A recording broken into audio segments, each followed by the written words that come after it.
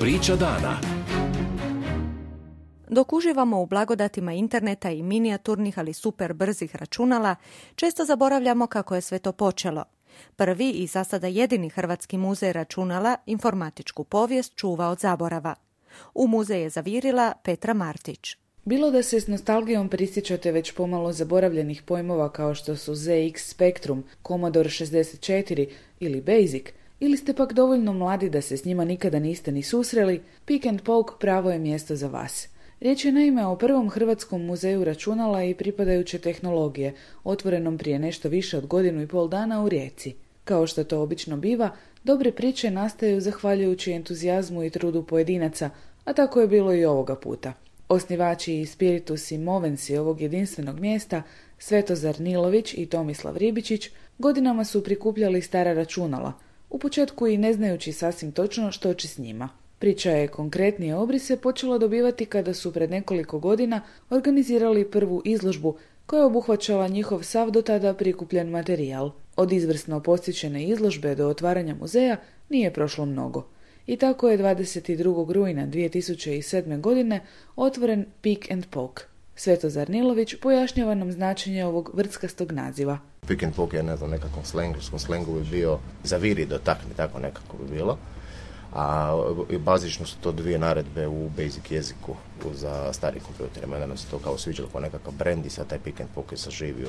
Ljudi su ga prepoznali, znaju što je Pick and Poke baš po tom imenu i po atmosferi i po programima koji se ovdje inače događaju. Danas na 300 četvornih metara, koliko ih zauzima ovaj muzej, možete pronaći gotovo 2000 eksponata, a njegovi voditelji postav neprestano nadopunjuju i proširuju, zahvaljujući među ostalim i donacijama građana. Donacije su počele dobivati kad smo otvorili muzej. Ovo tu je sve prije što je bilo skupljeno, to je bilo skupljeno na Zagrebačkom Hreliću, preko eBaya, preko oglasnika, to se pratilo, kupovalo, mijenjalo, tako da imamo doslovno kompjutera sa svih 5 kontinenta svijeta. Među brojnim raritetnim i zanimljivim primjercima, jedan ipak zauzima posebno mjesto. Imamo jedan iz 61. godine, recimo to je interesantna stvar, to smo uzeli preko eBaya, iz Amerike smo ga dovukli u Hrvatsku, mislim da je jedan jedini u Hrvatskoj. Ono što recimo vežemo za taj model, što mi je interesantno, recimo da je prvo jugoslavensko računalo, onda s time i hrvatsko, je konstruirano na tom računalu. Paralelno sa širenjem postava, proširen je i sam prostor muzeja, a nedavno je otvorena i knjižnica s informatičkom literaturom. Tu se mogu naći ona stara izdanja, koga to interesira, vjerovali ili ne, i poslije 20-30 godina kako ste knjige izašli, još uvijek imaju ljudi koji se bave s time. Šta nalaze u njima, ja to ne znam, ali tu smo da im ugodimo. Pick and Poke još uvijek službeno nema status muzeja, a financira se isključivo od svojih sve brojnijih posjetitelja. Sve preko prodajnih ulaznica, nešto preko interneta što ide i to je više manje to. Niko nam ništa nije dao. Potpora hrvatskih ministarstava u čije bi okrilje ovaj muzej zapravo pripadao, za sada je još uvijek na razini moralne podrške. Ministarstvo znanosti nema nikakve podrške, osim pismene podrške, da je to super, to je odlično. Ministarstvo kulture, pokušavao sam doći do njih na nekakve stvari i nisam uspio ništa napraviti. Grad Rijeka nam je stvarno kroz, recimo, cijenu najma i zato što nam je zašao u susret da ovaj prostor uzmemo i prilagodimo ga ovome, izašao u susret i cijena najma nam je spuštena za rad udruge.